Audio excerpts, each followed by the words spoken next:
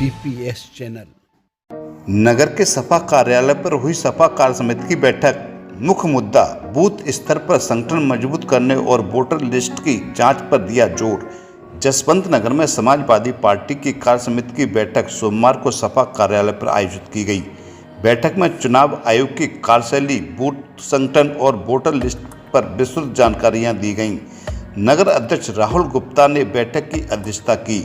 उन्होंने कार्यकर्ताओं से आपसी मतभेद भुलाकर पार्टी हित में काम करने का आह्वान किया। उन्होंने कहा कि संगठन में सभी का सम्मान है। संगठन की मजबूती के लिए आपसी सहमति जरूरी है। सपा जिला अध्यक्ष प्रदीप कुमार साक ने वोट चोरी रोकने के लिए बूथ स्तर पर संगठन को मजबूत करने का आह्वान किया। विधायक प्रतिनिधि व पूर्व ब्लॉक प्रमुख अनुज मोंटी यादव ने चुनाव आयोग और भाजपा सरकार पर सवाल उठाए। उन्होंने कहा कि पहले वोटर सत्ता चुनते थे, लेकिन अब सत्ता वोटर चुन रही है। उन्होंने कार्यकर्ताओं से मतदान सूचियों में गहन जांच करने का आग्रह किया।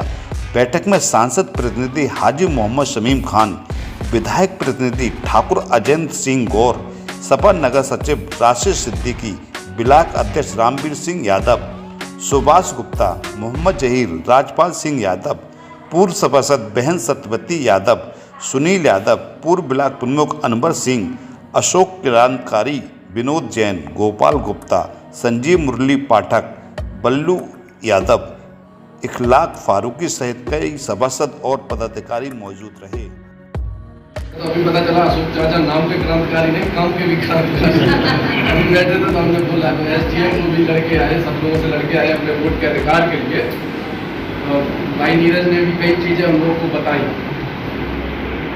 पहले तो मैं रणवीर चाचा ब्लॉक अध्यक्ष जी उनसे भी कहना चाहूँगा, इस समय पंचायत चुनाव चल रहा है। पंचायतों में वोट बनने की और काटने की प्रक्रिया शुरू है, जिसकी अंतिम तिथि 19 तारीख है। तो मैं चाहता हूँ कि हम लोगों के जितने भी सेक्टर प्रभारी हैं उन सब लोगों को हम लोग ये चीज़ अवगत कराएं। जितने भी बूथ प्रभारी हैं उन लोगों को इसमें सजग करें, क्योंकि बीजेपी जो वोट काटने का काम कर रही है, 65 लाख वोट जो बिहार में काटे गए थे, इसके लिए बहुत बड़ा मुद्दा हम लोगों के जो नेतागण हैं, कांग्रेस के नेतागण हैं, सब लोग मिलकर लड़ने का काम कर रहे हैं। ये जो लड़ाई जो वहाँ सड़कों पे लड़ी जा रही है और कहीं भी पूरे प्रदेश में, पूरे देश में, वो पूरे लड़ाई का 30% हिस्सा है।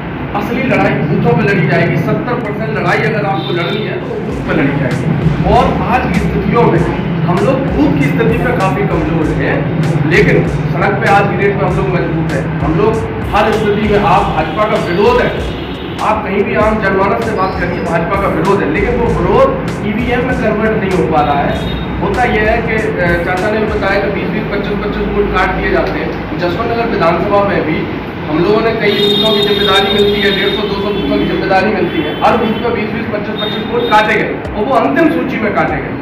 सही बात तो यह है, इसमें ना तो आप कुछ कर सकते हो ना हम कुछ कर सकते हैं। हम और आप अपने कार्यकर्ता को गाली देते रहे कि हमारे बूथ प्रभारी ने ध्यान नहीं दिया, क्योंकि कई लिस्टें ऐसी होती हैं जो अंतिम में नाम आता है पर अंतिम में नाम नहीं आता। ये ऊपर स्तर से सेटिंग करी जाती है, वो काट के आपको भेज देते हैं। तो काफ़ी दिनों से आप लोगों ने देखा होगा वोटर लिस्ट और इसका भी काम चल रहा है, उसी के परिप्रेक्ष्य में ये मीटिंग बुलानी पड़ेगी, क्योंकि प्रदेश कार्यालय से जो भी रामवीर जी ने बताया कि पत्र आया है, तो उसके लिए हमें बस ये जो भी हमारे बूथ अध्यक्ष हैं, बहुत ही कर्मठ बूथ अध्यक्ष हैं, उनसे अभी कुछ लोग हैं, कुछ लोग नहीं है। किसी ने अपनी पर्सनल राय दी कि हमारे नहीं आ सकते, तो अब हम केवल बूथ अध्यक्षों को बुलाकर उनको उनकी बात जो भी है, पार्टी का दिशा निर्देश है, चुनाव आयोग का दिशा निर्देश है, उस तरीके से उनको पूरी हर चीज़ समझाने के बाद उनसे कहेंगे कि आप इस पर कार्य करिए। अगर कोई अपनी असमर्थता जाहिर करता है तो आदरणीय मंत्री जी से भी बात की जाएगी इस बात में, तब हम उस बूथ अध्यक्ष को बदल सकते हैं। मैं किसी बूथ अध्यक्ष को बदलने की उसमें नहीं कि मैं किसी भी अपने बूथ अध्यक्ष को बदले, उसने हमारे साथ 10 साल से 20 साल से किया है। हो सकता साल 2 साल में चुनाव स्थिति हुआ, हर एक की अपनी पारिवारिक स्थिति होती है, लेकिन हम उसको बदलने के पक्ष में नहीं। उसकी राय और उसकी सहमत से ही हम दूसरा बूथ अध्यक्ष बदलने का कार्य करेंगे।